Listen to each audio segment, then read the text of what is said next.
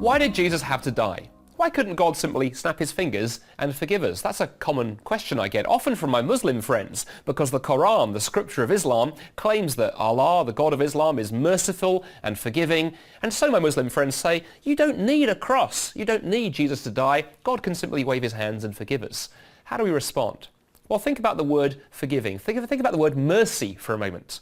Mercy means, by definition, getting what you don't deserve.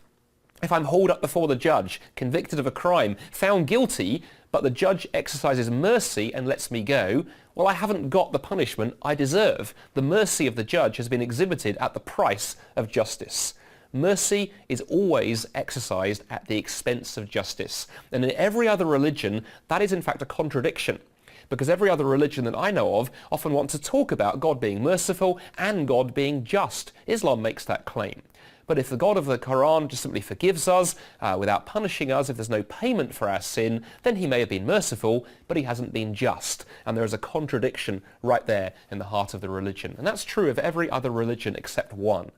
And only one religion that I know of is God both merciful and forgiving, and is God both judge and holy and righteous. And that's Christianity. Because in the cross of Jesus Christ, God exercised his mercy not at the expense of his justice, but through his justice. Because Jesus paid the price for our sin, a price that we couldn't pay ourselves. At the cross, there was punishment, yes, but there was also forgiveness. The cross holds those two attributes of God together.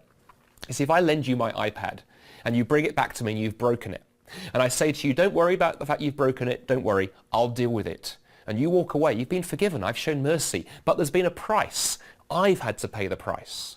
Whenever there is true forgiveness, whenever there is real mercy, somebody has to pay the price. Only in Christianity does God pay that price. At the cross of Jesus Christ, God paid the price. Jesus, his son, paid the price of his life, that each one of us might know true forgiveness and true mercy, but not at the expense of justice.